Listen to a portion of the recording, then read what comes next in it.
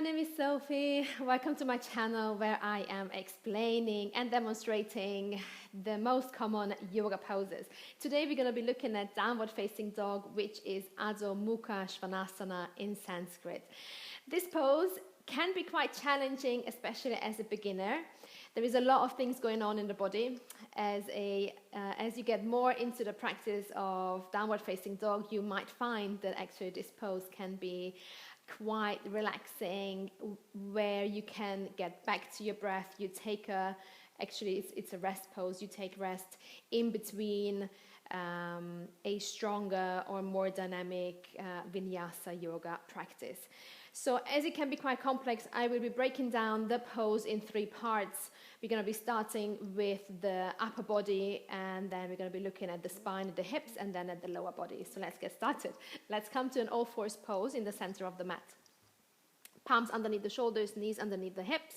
Separate the fingertips wide, so we're starting here with the fingertips. Index finger and middle finger facing forwards. Really push the finger pads into the mat. Push the knuckles into the mat. Push the palms, the part of the palms into the mat that are closest to the wrist. Keep the arms straight. And then tuck the toes. And then from here, as you take an inhale, lift the knees off the floor, push the hips up high. And as you exhale, push the weight back to the back of the room. Look between the feet. And then just gently bend the knees here and arrive. Okay, so the shape is an upside down V. Look between the feet and bend the knees just for a moment while we explain here. Again, look at the fingertips. They are wide. Press into the palms. You're pushing the mat away. Eyes of the elbows are facing each other, which means that you're already creating space in the shoulders. So if you're feeling that your shoulders are really high at your ears, check your eyes of the elbows and protract the shoulders to create space between the shoulder blades. Make sure that you can turn your neck, shake your head, no, nod, so there is no restriction here. Okay, really good. Gaze between the feet or towards the knees, if you can, to the belly button. But try not to hyperextend the elbows here, so try to keep the ears covered with your arms. No need to drop the head lower or further back. Okay, first part. Second part, the spine is straight. Priority is always a straight spine. If you feel that you're like more a upside down you're rounding through the back, bend the knees, push the hips up and back. That might help, creating a straight spine. Your hips are the highest point in this pose, so push them up and back. You might find now that your hamstrings are screaming. There might be different reasons for that. But again, to help you with your hamstrings, bend the knees even more.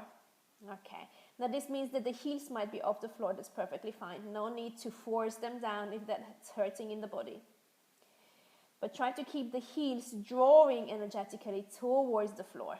Push the toes into the mat.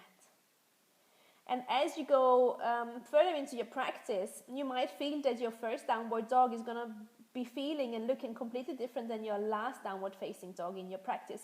Because once the body is warm, you can actually straighten the knees a little bit out, and the heels might even reach the floor, but there is no need. I'm going to be taking 3 deep breaths here, so come with me. Inhale here. As you exhale, maybe bend the knees a little bit more and bring the heels with your breath towards the floor. Inhale. Through the nose, exhale through the nose, and now hug the belly button in. Keep pushing the mat away with the palms. 1 more inhale. Exhale. Well done. Inhale, come high on the tiptoes. Exhale, bend the knees, drop them down, come into a seated position. Give your wrists a good shake out.